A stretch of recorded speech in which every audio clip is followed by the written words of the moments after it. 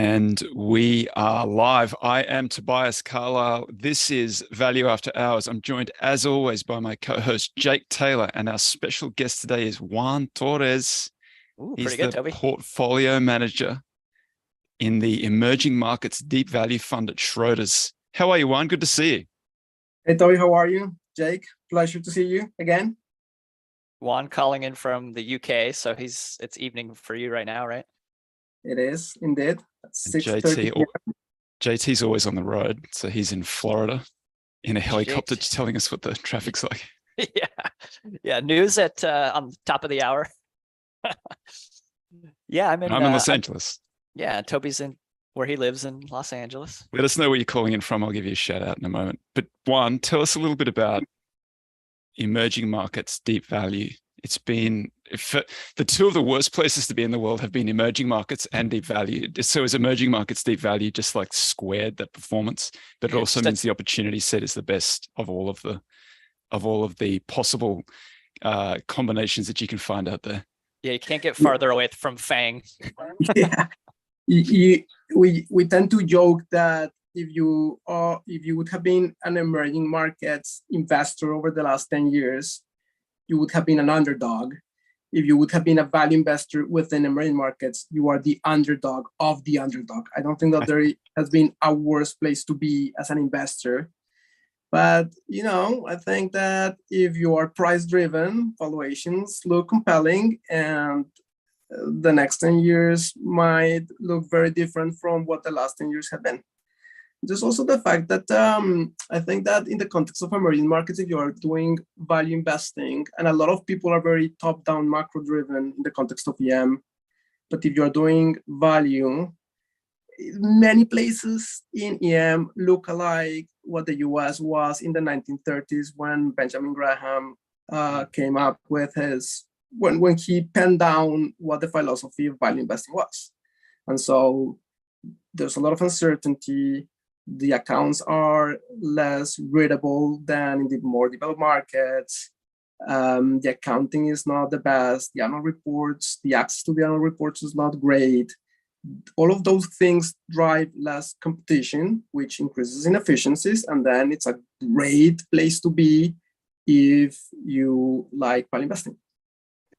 Can I ask you, diagnose for us, if you will, why value has been such a bad place to be, and also why emerging markets sort of stumbled over these last 10 years? Because it's not always the case. We've gone through cycles where emerging markets and value have done very well. But it's been an extended run, 10 years plus. Why do you think that is? Dear diary. Yeah. Well,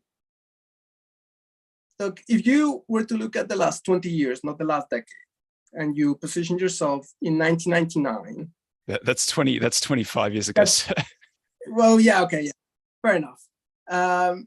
If you were in 1999 still, entering into the new decade, actually that first decade of the 2000s, the emerging markets did quite well. And I think that potentially what you would have found in 1999 is that from a valuation perspective, EM was relatively attractive to the rest of the world, whereas at that same point in time, the US and specifically US tech was very expensive. And probably what happened is that over the course of the next 10 years, that equation changed, and then EM became a little bit more expensive than it was supposed to be. And then developed markets, probably after GFC, came out a little bit cheap. Now, what I'm a little bit unsure about what happens next over the next 13 years is you do have to play with very low interest rates, which is the one thing that people have used to justify why value investing as an investment strategy hasn't really worked out. But when you think about emerging markets, even though yields did come down, they were not zero in many of these places, and still value underperformed over that specific period of time in many of these regions. And so I'm going to stick with the fact that probably entering the decade, value was not attractive in the context of EM, but there might have been more things at play, and I'm not 100% sure what those could have been.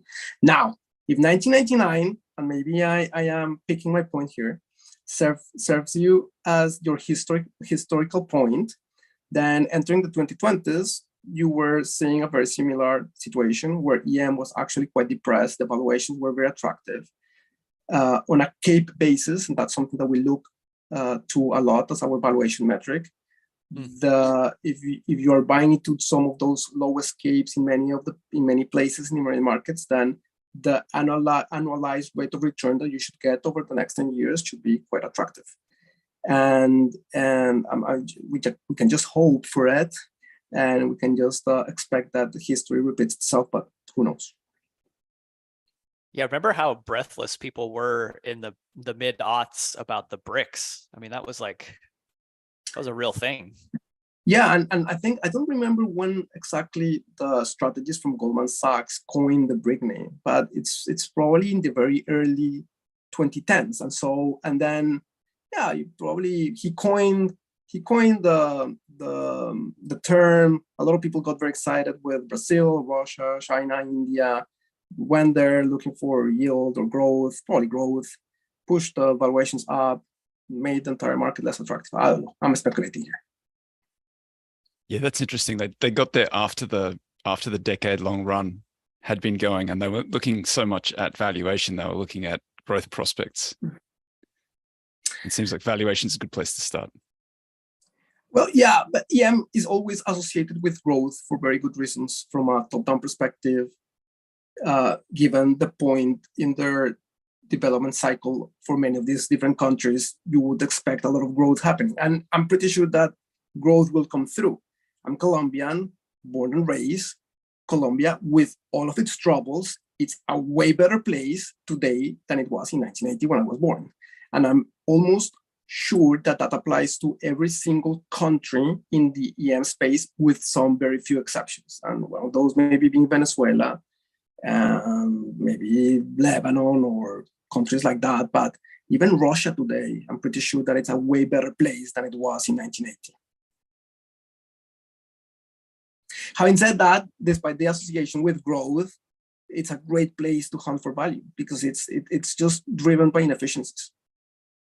Let me give a shout out to our listeners, and then I've got some more questions for you. So out in all those emerging markets.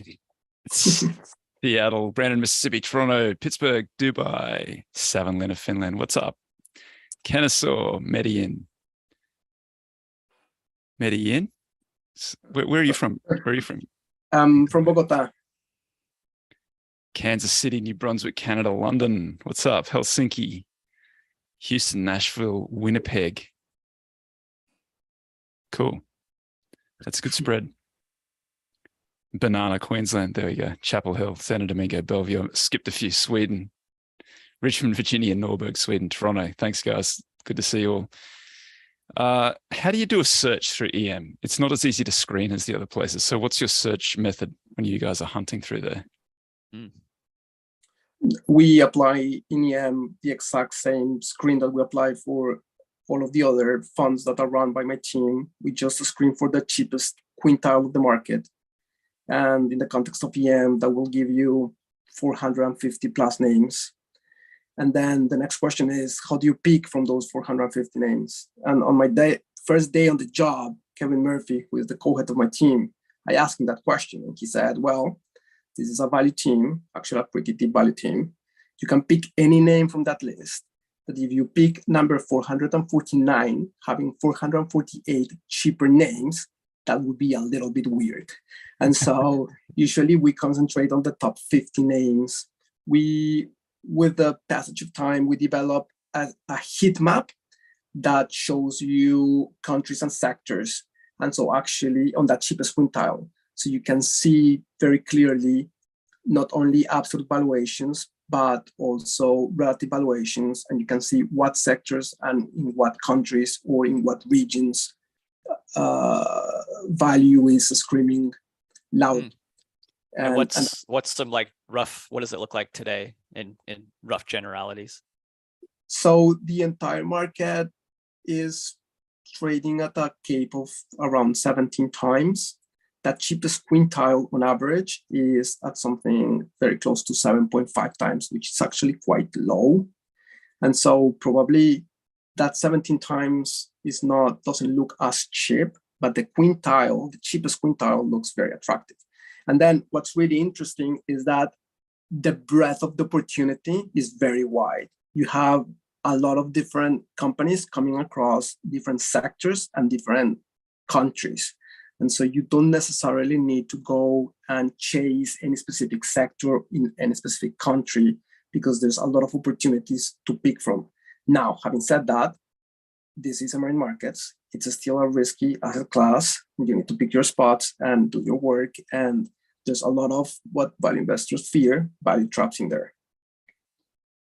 I remember at one point, I have to go back to look and see the specifics, but I did a little write-up and study of CAPE. And if I remember right, it was if you had a starting CAPE on your basket, your portfolio of under 5, there was no observed data points where you had lost money 10 years hence.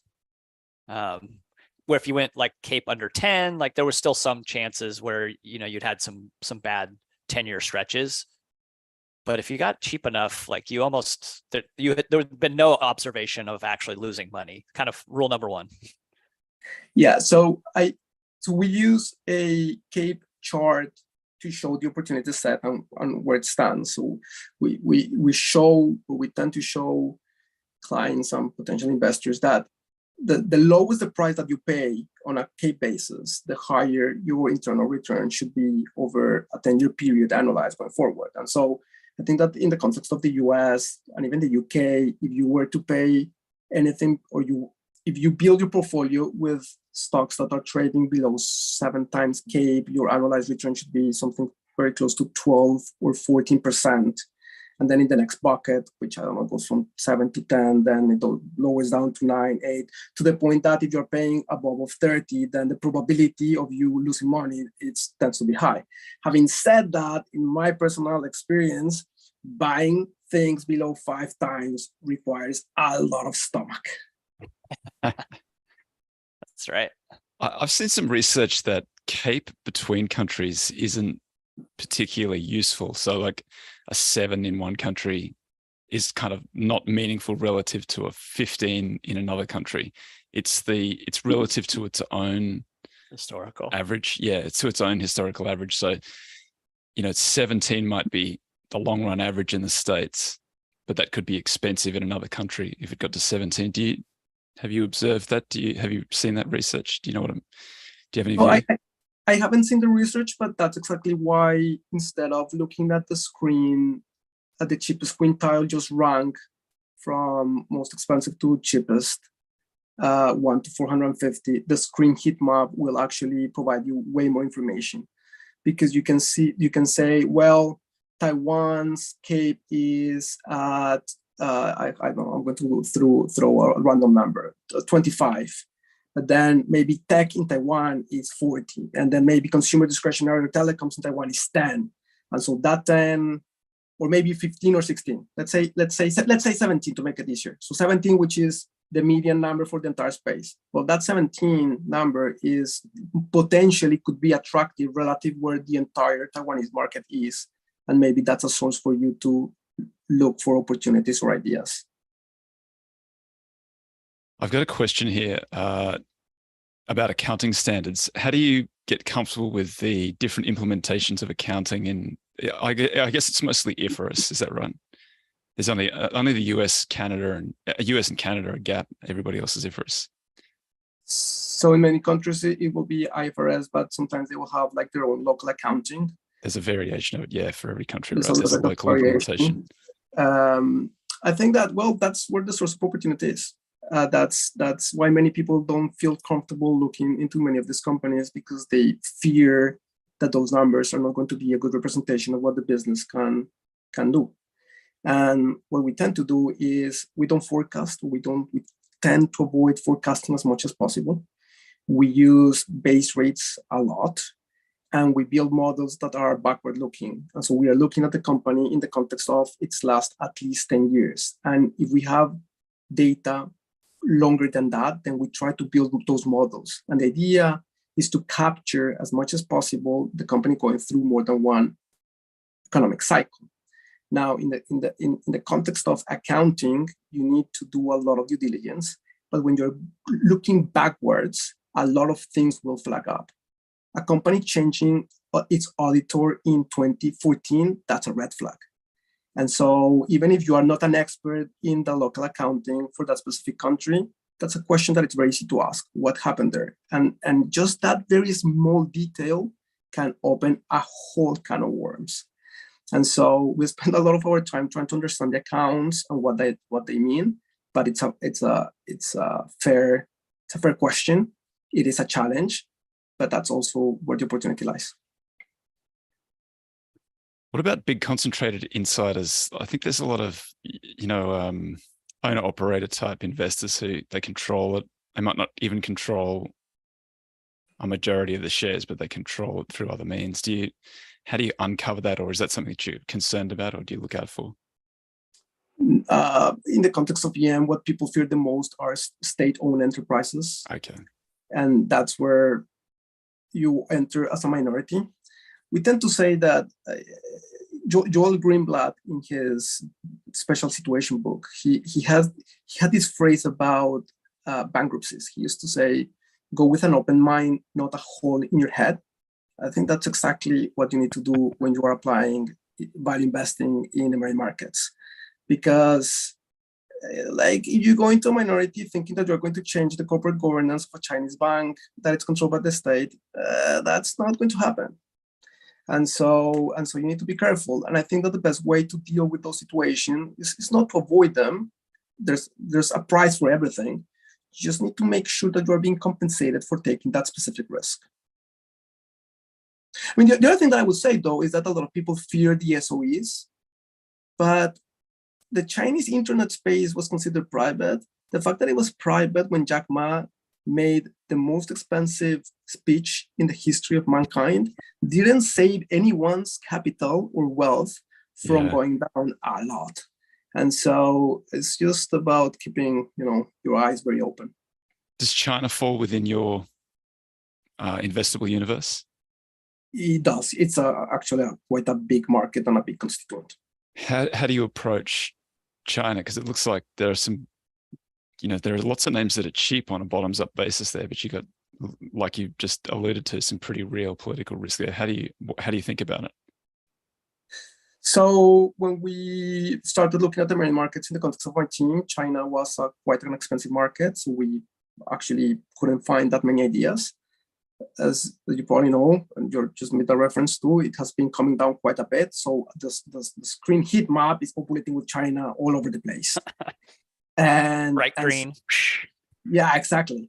And so when that starts to happen, then as a value investor, you go where value is taking you. And then we have been spending a lot of our time looking for investment ideas in China. Do we shy away from China because of its geopolitical risk?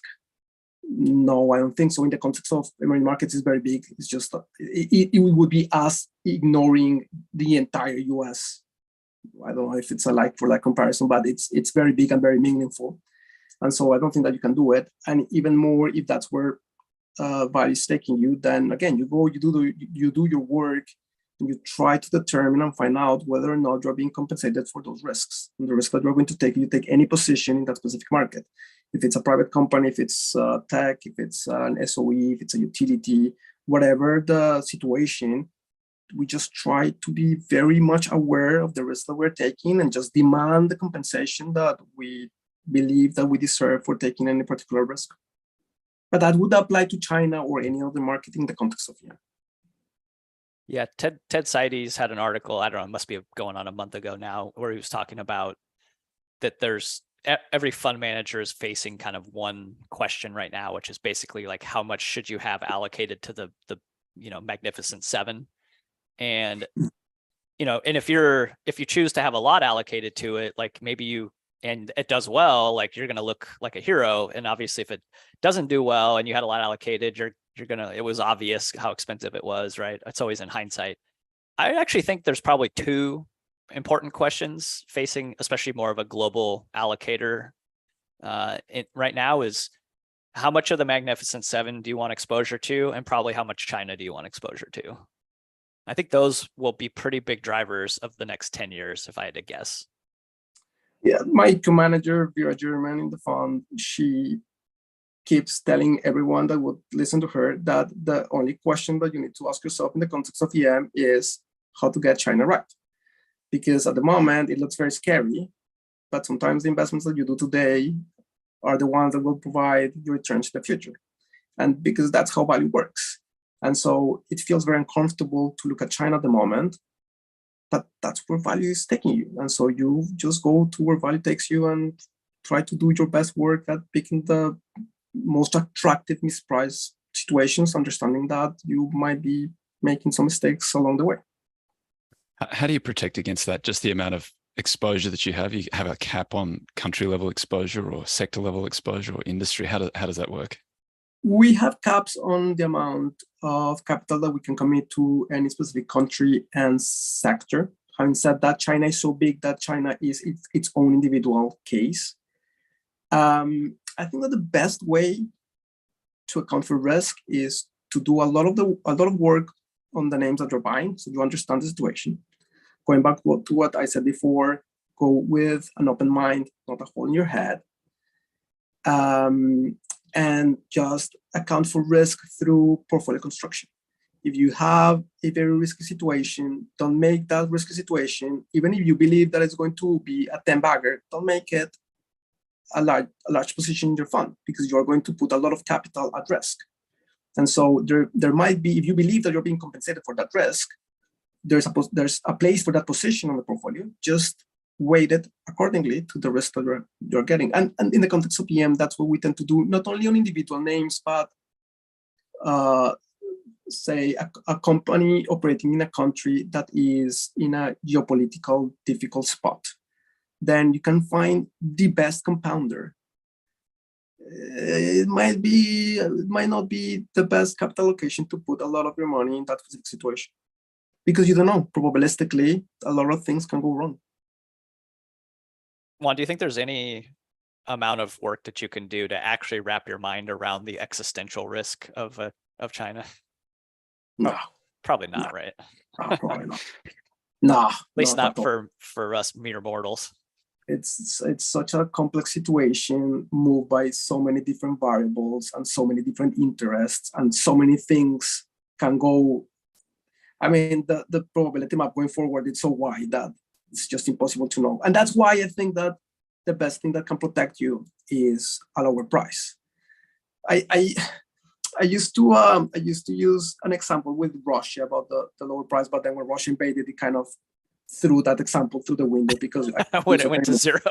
Yeah, exactly. But look, I think that it was in 1990, I think it was 1998. If you would have entered the market, the Russian market in 1998, when everyone was trying to get out, because was that the default? They were about to default, capital controls, there was a lot of fear in the market. I think that the cape at which you could have bought the entire Russian market was something like 1 or 2 times. And then if you would have done that, which would have required a lot of stomach, then you would have compounded for the next 20 years at 18% annualized in dollars, which would have beaten, if I'm not, I think I'm correct about saying this, it would have beaten every single index in the world, including the Nasdaq. I'm almost sure about that. And so the problem with that example, it was a very good example, but then Russia invaded Ukraine and it kind of didn't work out, because actually it's zero everything, right? So that's why you need to be very, very careful. But the point is, in the context of China, you can use a lot of historical reference points to make up a narrative and a case on why nothing is going to happen. But again, a lot of things can happen. And in a world of probabilities, even if the probability is very low, it does exist. And that scenario can play out.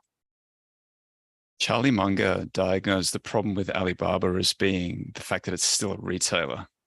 How do you feel about that diagnosis? Goddamn retailer, actually. Goddamn retailer. I think that there was a point in time where people were thinking about Alibaba as a company that was going to grow to the sky, and there was no limit to the growth that they were going to provide, and you were supposed to pay any price for it. And I think that You could see that in the valuation and in the expectations. And then, like, who would have thought that one speech would just create so much havoc for everyone involved in that specific situation? And I think that because humans are humans and we behave in a way that actually it's expected in the way that we behave, now Alibaba has gone on the opposite direction. Now people don't believe in Alibaba. It's never going to grow. People call it a utility. And well, it's none of those extreme truths. None of those extremes were truths. It's not a utility, and it's probably was never going to grow to the moon.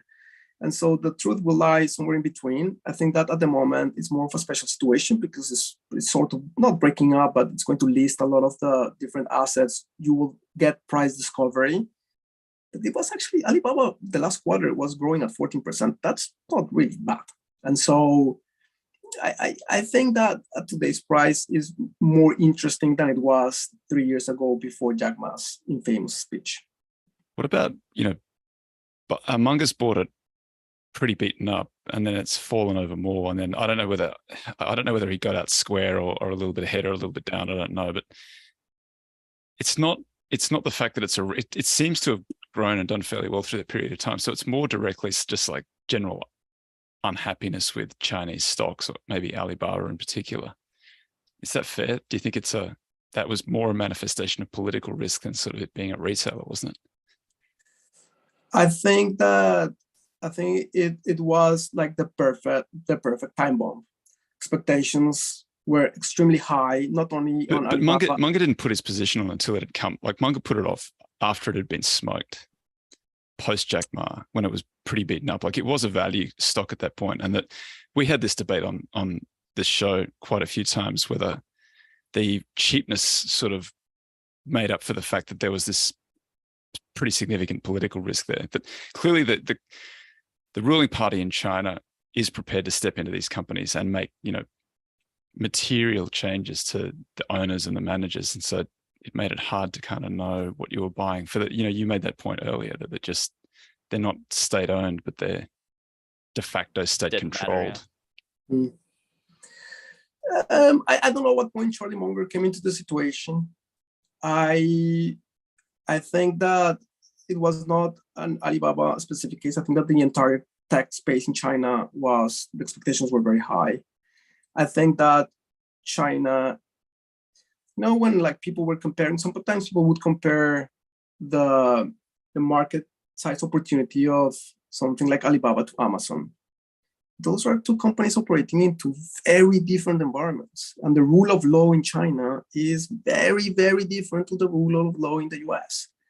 And actually, I think that if you were to read the risk section on the 20F of any Chinese listed company in the US, there's a risk that says that actually the rule of law is non-existent in many aspects of their business environment, which means that it can be either made up or changed. And that's actually what happened. He upset someone very powerful. He didn't like what he heard. He called off an IPO. Alipay was supposed to be the largest IPO in the history of financial markets. And he pulled it off like 1 week before it actually happened. I mean, that would have never happened, I think, in the context of a market like the US. And so I think that there's a little bit of everything. It was expectations built into the names, into the sector, into China's growth. Remember that at some point, everything that was associated with China was flying through the roof in the same way that artificial intelligence has an impact on companies today. And so I think that all of that built into the price. And then there's, on top of that, a lot of geopolitical noise around it. Now, what might happen with that remains to be seen.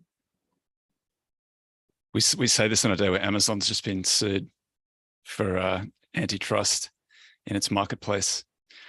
And right? And also, Musk has drawn some attention because there's some people upset with what he's done with Twitter, and so he's had a lot of has had to deal with a lot of inquiries from the government in his other assets. I don't know if it's like an entirely political risk free the States, but yeah, seems to be lower than China. But I don't know, like Jake, you mentioned on this podcast actually that like people are sometimes maybe a little bit harsh in the way that they judge how the Chinese political party is treating the Chinese billionaire tech guys. But again, going back in history to what the US was in the 19th centuries, the US state was very harsh on the barons towards the end of the 19th century and beginning of the 20th century.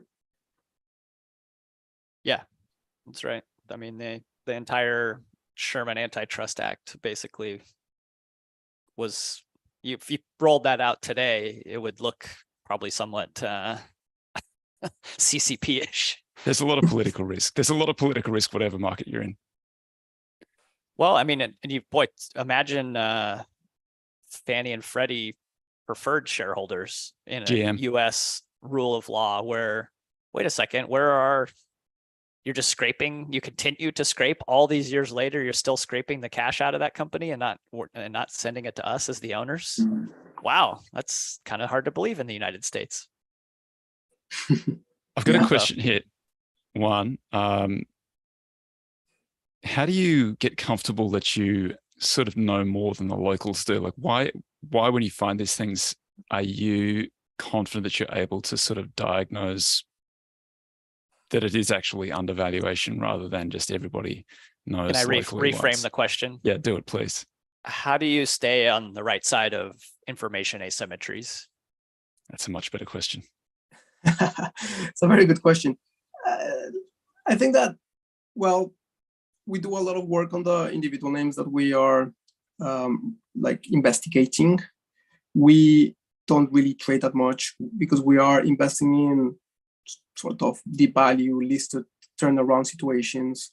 We always take the view that whatever the situation is at a micro level, the company level, or the sector or the country, it will take some time to sort out. So you're trying to buy into situations where, well, number one, valuation is on your side, so you're paying a very low price that should protect you on the downside. The second thing is we look a lot at balance sheets.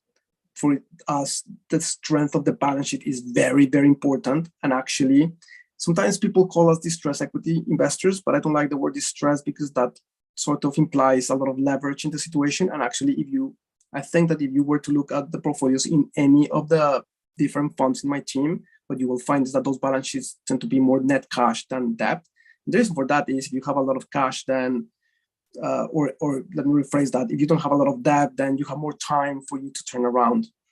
And then when it goes to specifically to the asymmetry of those specific names, I think that when you are doing a lot of research, historical research, and you're not just looking at the last year or 5 years, if you're actually going back 10 years in time or 15 years in time, you can uncover so many things. And there's a lot of history from these companies. And you actually take the time to read the Sherman letter if that's available. And you go through the accounts, how the business changed. There's a lot of information that sometimes might get lost. And then in very hairy situations, we do talk to experts and we talk to people that are on the ground and we ask the question, is this company in China? Have you been to their offices? Does this company actually exist? Have you talked to management? Have you seen them in person? And again, you are never going to be fully protected. Again, it's a risky asset class. And if you're doing deep value in the context of a risky asset class, you're running a risk. The important thing is that you believe that you're being compensated for that. And you are going to get some of those situations wrong, but hopefully in the context of a portfolio, you will do better than the market. JT, have you got some veggies for us today? I do. And before I get into those, I wanted to do a quick shout out to my guys here that I've been staying with in Florida. These two guys, Paul and Rick, who originally they met and worked together running kind of the main guys at Notre Dame's endowment.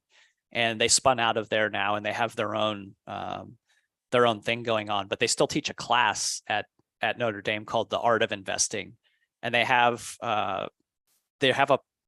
like great people coming through, like, you know, it's like Todd Combs and the CEO of Booking, and like these guys know everybody. And don't be surprised if you see these guys all over the place here soon, because they're going to have a podcast coming out that's like kind of associated with the interviews that they're doing for this class. And I think it's going to be really good. So Paul and Rick will be on your radar soon, I imagine. And don't be surprised you heard it here first. So anyway, yeah, let's get into some vegetables now. And I should probably apologize a little bit because this we're going to be talking about like type 1 and type 2 errors, and we're going to have a little scenario in here that has some numbers in it. And I know sometimes numbers are hard to translate in an audio kind of context. So I'll do my best to kind of go slow and probably repeat numbers, and maybe writing them down might help if you really want to learn from this. But I'm basically stealing this little segment out of a book called What I Learned About Investing from Darwin by this India fund manager named Pulak Prasad. And so without further preamble, let's get into it. So type 1 errors those are where you'd be making a bad investment when you think that you're making a good one, right? So it's like sins of commission. You buy something, you lose money on it. A type 2 error is when you reject a good investment idea because you erroneously think it's going to be bad, right? And so these are the sins of omission. We're missing out on something that would have been good for us, okay? So it's unlikely that you're going to have this perfect calibration between type 1 and type 2 errors because they're like opposite ends of a teeter-totter. So I think it's an important question to ask yourself is which direction, if you had to lean, and chances are you have to lean one way or the other, which one should you try to lean toward, type 1 or type 2? And so what we're going to do is run through a little bit of a scenario to show mathematically which way you should probably lean, okay?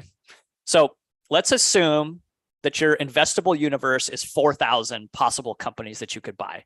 And to make the math easy, we're going to also assume that 25% of these companies will provide us with a reasonable return over, let's say, the next several years.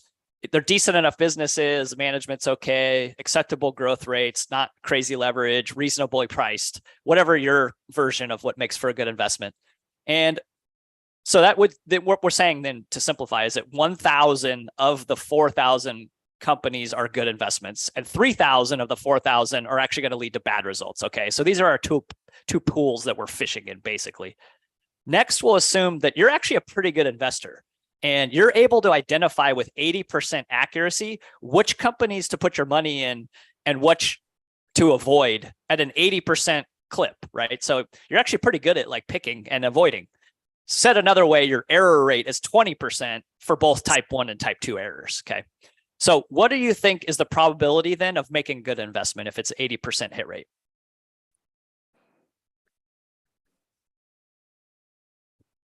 One in three. Juan, care to hazard a guess? I'm going to go with 15%. 5-0? 1-5. 1-5. 1-5. Okay. Well, you guys are both way too pessimistic. So it's actually 57%. And I'll walk you through the math of this real quick.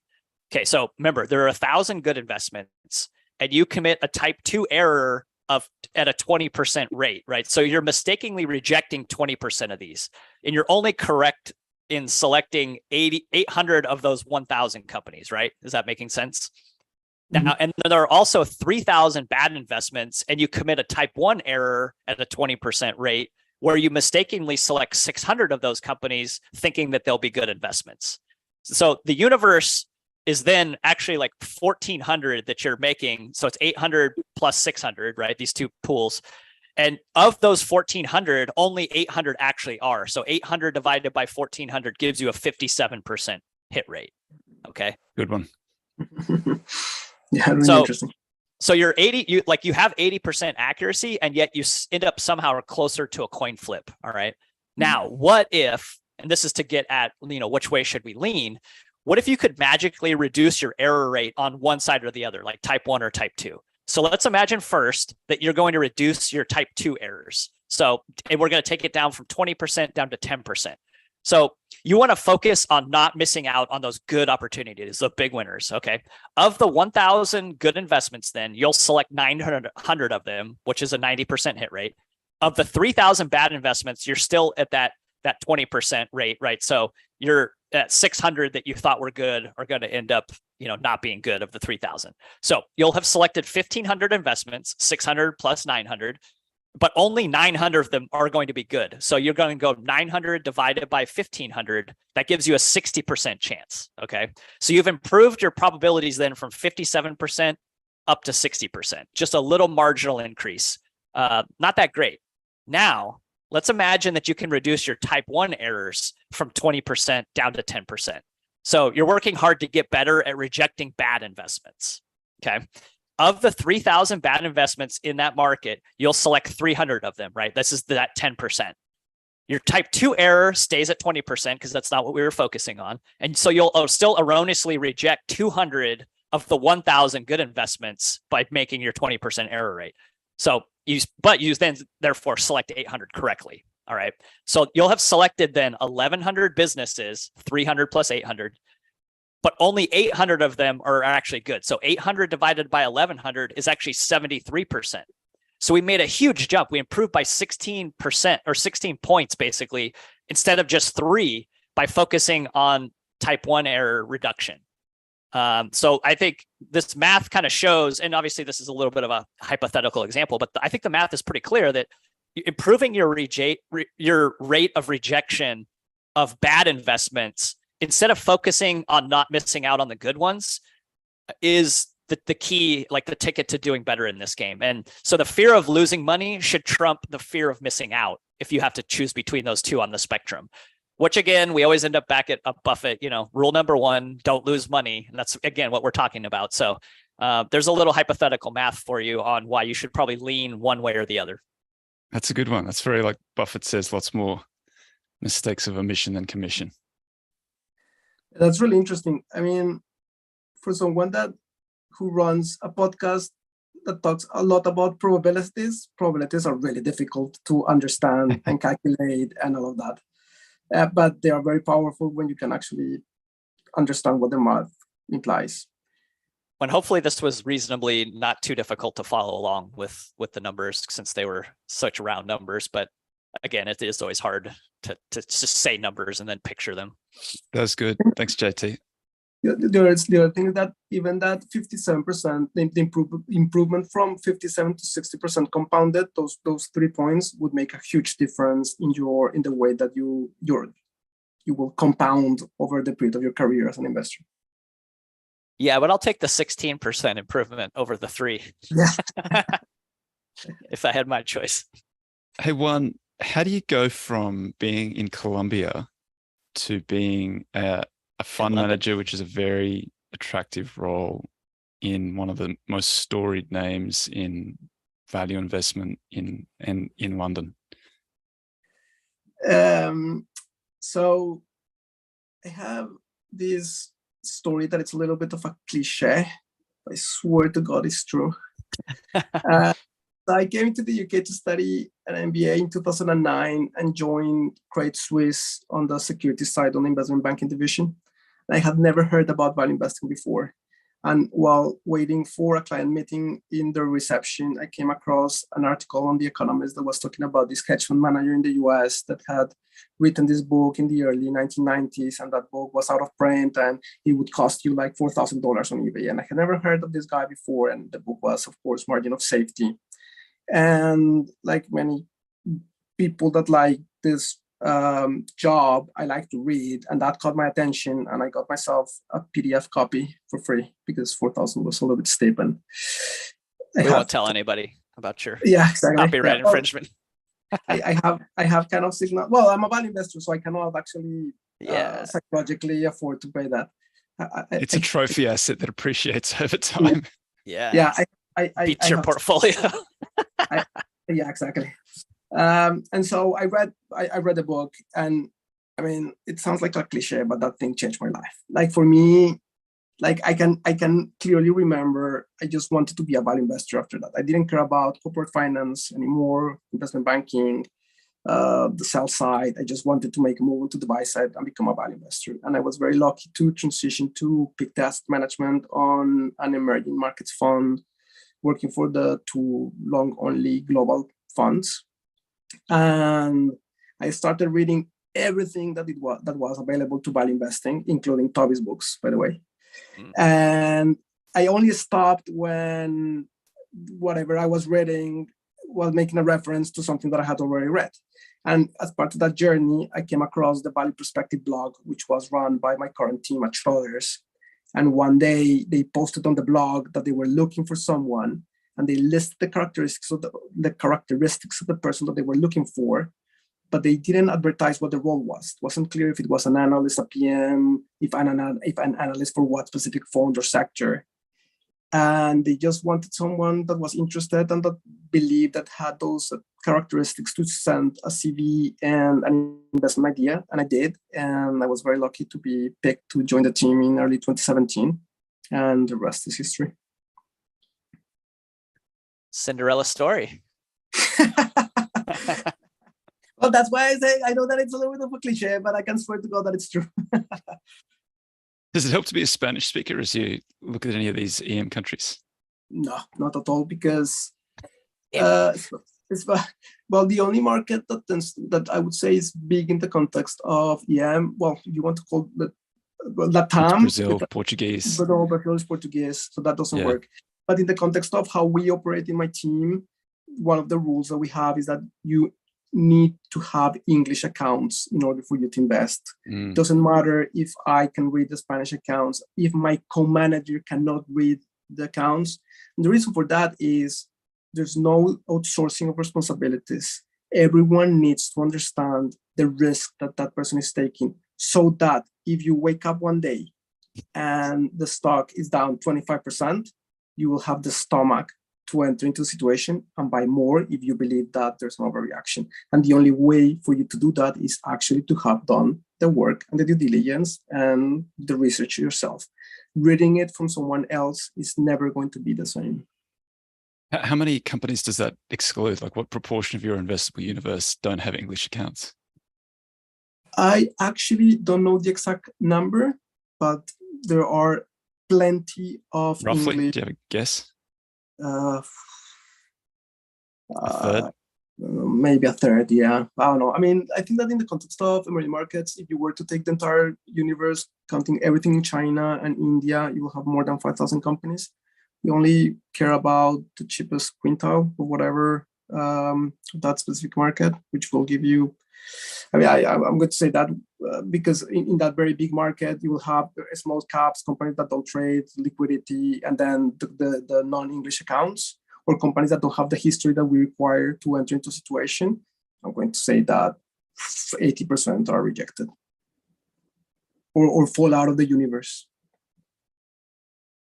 There's a little bit of debate in the comments about the numbers. So Jake's numbers were 4,000 investable universe, 3,000 were not going to work, 1,000 were going to work. You're 80-20, so you're better off focusing on making fewer of the sins of commission on the ones that don't work than you are concentrating on sins of omission on the ones that do work. And so you get 16 points by improving the ones that don't work rather than taking on the ones that do work, which adds 3 points. Is that fair, JT? Have I got it? We could have cut out an extra 5 minutes. You could have just said that and we wouldn't have to go through all the math. Yeah, I think that's the main problem for investors.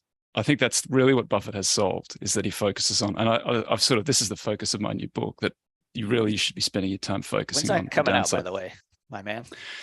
Every time I read it, it's just not quite good enough. It's hard because I really, really want to get rid of it. I'm tired of it, but it's just not good enough yet. And I just won't release it until it is, because I've learned that these books hang around forever and they haunt you forever. So I want to make sure that it's good when it comes out. It's the best that you're capable of at this stage in life. That's right. That's right. I just read it and I fall asleep in a few parts of it. So I can't put that out. But that's like, I discussed this, Buffett makes that comment lots and lots of times, and I've found the original source of those ideas and some other things like that. So that's what's in the book. Do you guys think that many successful investors start their career looking for the cigar butts on the very deep value side of the spectrum, but as they grow old, they kind of move in that spectrum to the more quality compounding side? Do you think that's because they have been burned a lot by the cigar butts, or is that as you grow old, your risk appetite declines to the point that you are not willing to take the cigar butt? Or is there something about understanding the fact that compounding works better if you get it right on the good ones? I think there's different paths there that kind of all lead to out of cigar buttville. I would say one, you run into capital constraints. Like if it works for you and you build up a decent enough size, you really can't deploy it into as a the strategy is constrained. Two, if you're hanging around the investment game for long enough, you might start to recognize some privileged businesses, and you might then realize like, wow, if I paid up even a little bit for this, it could work out pretty well. So you get a little bit more confidence perhaps in your ability to bet on special businesses that you wouldn't do otherwise. And then, yeah, three, you flame out and disappear and we never hear from you again. I think What do you think, Juan? paths. Yeah, what do you think, Juan? Because do you still find cigar butts in EM land? Is that something that you invest in EM land? EM has everything. EM, it has everything. EM is very, very much associated with cyclical bad companies because it has a lot of materials, metals, mining, commodities, cyclicals in general. But in the context of EM, you have 25 countries in very different stages of development. And in each specific country, you will have things. In every specific country, there will be fear and uncertainty. And where there is fear and uncertainty, you should find value. And you find everything. You find special situations. You find growth that it's not, no one's paying attention to. You find companies that were good, but now they're going through a rough patch. You find companies that are facing a structural decline. You find cyclical companies. And the opportunity set tends to be very broad. And again, tends to be inefficient because there is less competition, because people fear the uncertainty that comes with the lack of either information or availability of accounts or the language or whatever that is, the geopolitical spectrum, whatever that is. And so I think that in the context of EM, you can still do very well with the cigar butts, but that's a question that I've had in my mind lately, whether a lot of deep value investors that did very well out of their careers doing deep value, eventually, as they grew old, they kind of migrated. And you're finding that with a lot of people, I guess. I mean, it could also be that I've done that study where I just buy and never sell, and the things that work become gigantic parts of the portfolio, and the things that don't, wither away into nothing. And so just like you look at the end and the portfolio looks like it's Kelly bit weighted into the good stuff that's worked. You're a genius. Yeah, and you bought all the compounders, but prospectively they might not have looked that way. How do you feel about that? What do you think about one thing I've wondered about and kind of bothers me is, when we're trying to make these predictions about, let's say, especially an earlier stage business that's going to get big and going to have some huge network effects or something, right? And people are very excited about it. I often wonder why you don't see that same business just recreated in another country. And sometimes you do, obviously, right? Like sometimes it works where you can just sort of like, well, this is the Amazon of whatever country, right? But a lot of times it doesn't work again in what looks like very similar starting conditions, all of which is to say, like, were you just lucky the first time when it did work? Like just when we rolled the dice again in another country, it didn't come up with such a huge winning outcome. And it's really hard then to like recognize a priori, something that's going to be this dominant business. I think that maybe many of the situations are pinned down on the landscape in which these businesses are operating, and the rule of law and the environment in which things are happening.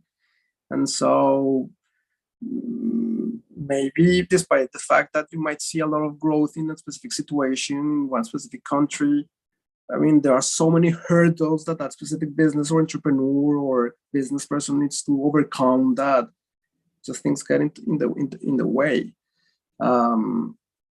It's a good question. I don't think it relates only to emerging markets. If you look at the startup scene outside of the US, it's actually almost non-existent. Well, not non-existent, but in more developed markets, you don't see it in the same way that it's happening in the US.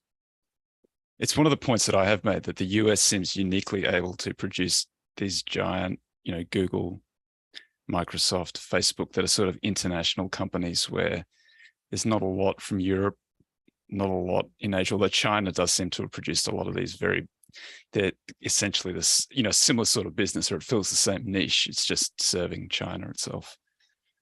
I don't know what the reason is, just weight of numbers or something. Israel comes to mind as a tech hub that tends to do very well, but I think that the ecosystem is structured in a way to help them succeed. Just starting a new company in many markets, it has so many different hurdles that just from the starting point is just so difficult. Opening a bank account, I mean, the things that are very basic tend to be very difficult in many places. I got a good question here. What is EM actually? To consider that many idiosyncratic economies, Hungary and Mexico, in the same category as one is an issue in itself. How do you feel about that? So the question is, what is emerging markets? Yeah, what's emerging markets, and do you think it's like a grab bag of countries that they can be very different? Hungary and Mexico are both emerging markets, or Taiwan is an emerging market besides some other anything countries. Anything not in the US at this point is. What makes it emerging? Like what is emerging? So no, we follow what MSCI classifies as core emerging markets, because then you have frontier markets as well. And I think that anything that comes into that specific bucket, people do tend to think about emerging markets as this monolithic block, and everything is the same, and everyone is equal. And a Colombian, there's no difference between Colombia and Mexico. They all speak Spanish. And actually, we are very, very different. And so each country will have, again, like I mentioned before, each country is at a very different stage in their development cycle, and that will create a different set of opportunities. And the other thing is, many times what happens in the context of EM that creates the opportunity is there's a political event, someone gets elected that the market doesn't like, and the entire market will sell off regardless of quality. And then you can make the most out of that situation and your spots. But as to answer the specific question, is in my case specifically is what MSCI defines as emerging market. Do you know how they make those determinations? It's based on the depth of the market, the liquidity, the number of names, their development. Does it change over time? Do companies escape emerging or the other way around? Countries are upgraded or downgraded all the time. So actually, Greece used to be part of the developed MSCI index until the crisis almost 10 years ago, and then it was downgraded. And so there are some countries that go from frontier to emerging market, or then drop again, or maybe drop from even frontier market. I think that liquidity and market cap size has to do a lot with the capability of MSCI to include them as an actual market. Greece's been on a little bit of a run recently, has it? Greece's been doing pretty well. Yeah, the political, I mean, there were elections and people got very excited by the guy that was elected, and it seems like it's kind of on the right path. I thought it was because I visited. Didn't that turn it around? No, I'm just kidding. Yeah, of course, and that was very important. Everyone was very powerful USDs. Yeah, that was a key. You're spending the USDs. All right, fellas, any predictions for what's going to happen over the next 10 years? Where everybody here's already got their bets on. I'll bet everybody here is deep value in emerging markets. But let's hear. How do we go wrong? Like, what in 10 years' time, when we're all again lamenting the terrible performance of value over the last decade? Where do we go wrong? What do we miss? I'll go first one while you're go. An implicit assumption within a value bet is that you are on kind of a natural upward glide path as a species, really, or a country, but the mean is gradually improving. And you're kind of taking advantage of any time psychologically it goes below that, and then it catches back up with that. But if the mean is on a gradual upward path, then you're probably going to end up doing okay buying when it's lower. If you've already peaked, perhaps, and I don't know if this is like the running joke now about your wife asking you how many times you think about the Roman Empire per week. But if the answer is a lot, then if that mean is actually pointed downward instead of upward, maybe there's some question marks about like how much is there for when you kind of rebound to a mean that's lower, if you shouldn't expect a kind of lower return profile. So if when you are studying valuation, that you say you cannot grow to the moon because then you will grow to a point that you're becoming bigger than the entire world. What if many of these companies have found growth that is not still to be priced outside of their niche markets, where they can actually keep growing, catering or penetrating new markets, and then that gets being pushed in terms of the valuation, and you as a value investor, you're missing out because you cannot believe that Tesla insurance products are actually going to be a thing, because that's not a thing, but actually he manages to deliver, because he goes, instead of sleeping on the factory, he goes and sleeps on the office where they are building the insurance products until he pushes the insurance side of it. And then insurance becomes a thing. And then many of these companies that you are struggling to understand, how is it possible that they are not being pulled down by gravity or mean reversion, actually keep going, and then you're kind of left out. And I guess the other thing is passives are a very, very difficult competitor to beat. And it's just a self-enforcing momentum thing. There's that Triumph of the Optimist, that Dimson, Marsh, Staunton, I think it is Elroy Dimson, has that document that comes out every year. MebFab is pretty good about tracking it when it comes out. They make the comparison of China and England there. And this is like a 10, 20-year-old comparison, where they said the 100 years preceding, China grew incredibly rapidly and England didn't grow much. But England's stock market did very, very well over that full period of time, and China's did not do so well. So maybe that's I don't know what that means. Maybe it's a valuation rule of law, not a growth rate thing. Yeah, isn't like GDP and stock market returns inversely correlated? Not correlated. Not to inverse, yeah. The other thing is that a friend of mine just bought a Tesla, and they went for the Tesla insurance because it was less than half what the market rate was. They got quoted $400 a month for their insurance in the marketplace, because they're expensive to insure. And then I think Tesla did it for like 180 or something like that. I don't know. Where's Samson? That Tesla's starting to look pretty good, buddy. I mean, per Mr. Bloomstrand, I don't know if they have the capital to underwrite that much insurance, but I guess we'll all find out together. Long the car, short the stock, or short the car, long the stock. Hey, Juan, thanks so much. This was very fun. If people want to get in contact with you, what's the best way of doing it? Through Twitter? I'm more active on my LinkedIn account. Okay. They can also leave a comment on the Value Perspective podcast, and the team will receive it for sure. Awesome. Well, Juan Torres from Schroeder's Emerging Markets Value Team, thank you very much. Always fun chatting to you. Thank you very much, guys, for having me.